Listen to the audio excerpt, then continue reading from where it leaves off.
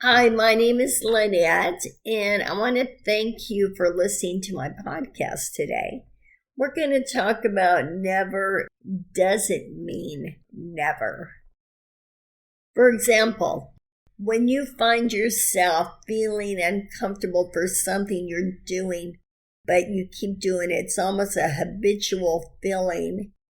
So you tell yourself, I'm going to stop doing that now. But yet you feel like you have to stop at 100%. You don't. You just need to stop temporarily till you feel okay about doing it and maybe approach it from another angle. You can pretty much tell by the mood that you're feeling when you do this particular thing, whether it's good for you or not, or if you need to reevaluate if it's time to take a step back. I'm going to use social media for an example.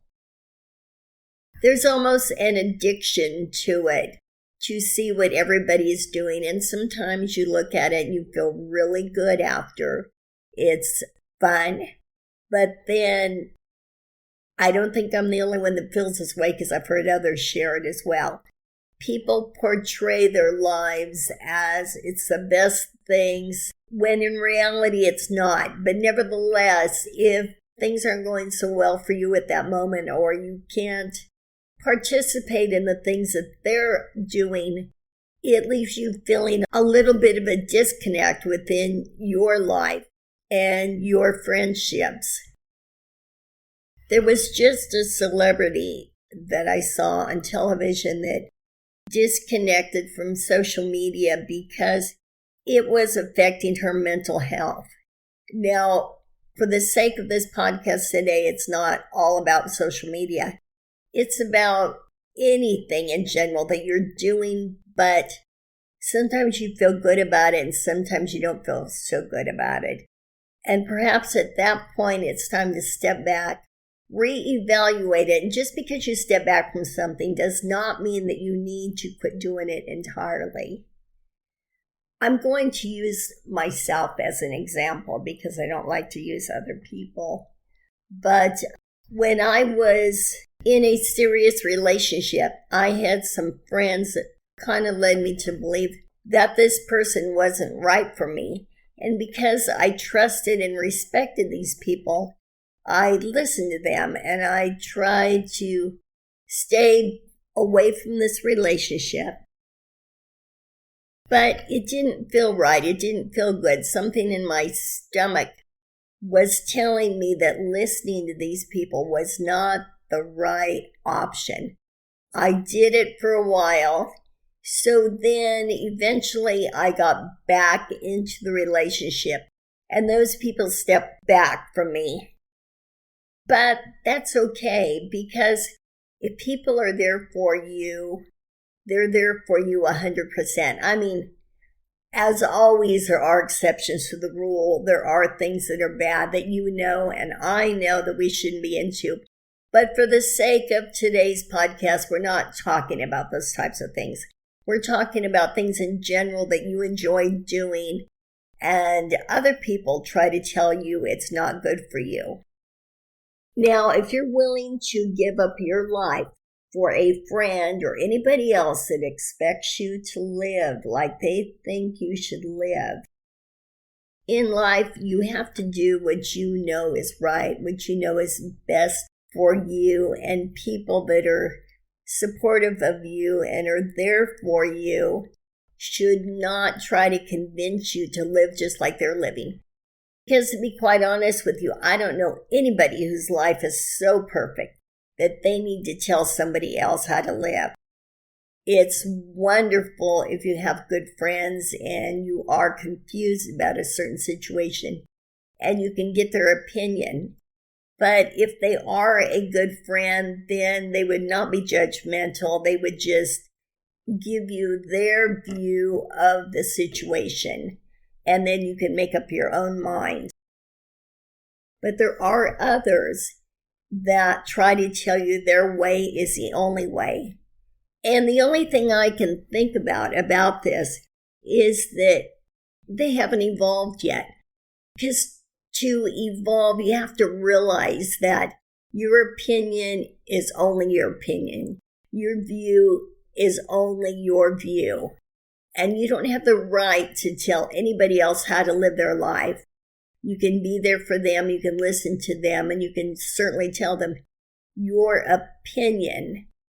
But it doesn't mean you always have to bear the fact that your opinion is only your opinion. It doesn't necessarily mean it's right. So as for myself, I decided rather than argue with them, because I feel like they haven't evolved. So rather than argue, it doesn't matter what they think. I personally am just going to say that we have different views on things. And they need to accept that. And if they don't, then I just will discontinue confiding in that person.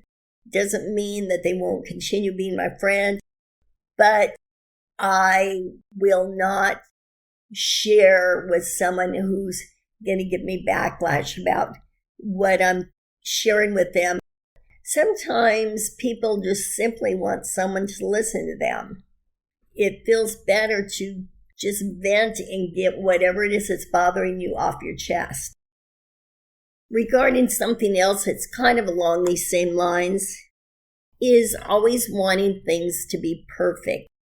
It's real interesting when you start to get sick or have something big happen in your life, you start to evaluate what types of things are not working.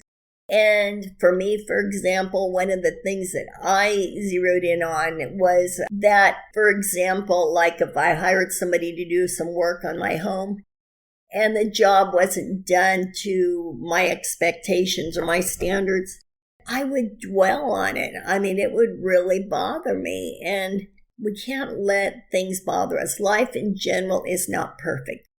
People are not perfect. I remember when I physically tried to break that cycle. I was having company over one evening, and I had a huge pile of laundry that needed to be folded. So rather than put it away, I decided to leave it out. That was huge for me, to take that step, because that went against every grain in my body. So I left this laundry out.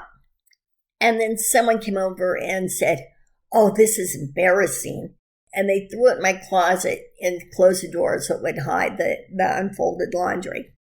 So that person didn't realize that I was making a conscious effort to rid myself of something that I thought was devastating to my health. It's funny how the smallest things in life, the way we think, the way we observe, can have a profound effect on your physical health regarding the stress that you allow it to present. For example, right now I am recording on a computer, which is different than the equipment I usually use, so the audio is probably not going to be as good. But what's more important is that I get out to you a thought or a feeling that came to me is more important than the quality of the audio. To sum it up, what I was trying to say is that sometimes we step back from certain things, no matter what it is, because you notice it continuing to do things in that same pattern is affecting you. You're not feeling good after you do it. In fact, after you do something, you need to look at yourself and observe how it made you feel. And if you're not feeling so good about it, maybe you do need to step back. Or if being around a particular person all the time is not making you feel so good, you may need to step back from that person. It doesn't mean forever. It means until you feel good again, or until your gut tells you it's time to step back in. I used to think when I stopped something, I had to stop at 100%. But the same rule of thumb applies when it's time to step back in. You get a gut feeling to step back from something. You get a gut feeling to step back into something as well. I have realized this lately. I was following something online and I was doing it a little too much. I would wake up at night and check my phone, and it got to be where it didn't make me feel good if things weren't the way I wanted them to be. So I disconnected from it completely. And then after a while, that didn't feel very good either. So now I have kind of found a balance. I check in once in a while, but I'm not all consumed with it like I was. So you have to be in tune with your spirit, with your gut, with yourself, to see when it's time to step away from and when it's time to step back into. And always keep in mind that things are not perfect. Life is not perfect. People are not perfect. And to be honest with you, how boring it would be if everybody were perfect, if everything was perfect. The real challenge is being able to accept things and accept people, even with their imperfections, even yourself, even accepting yourself with your own imperfections. And just know that you are a unique and valued person just as you are. With that, I'm going to close. I hope you all have a wonderful week, and I will talk to you soon. Bye-bye.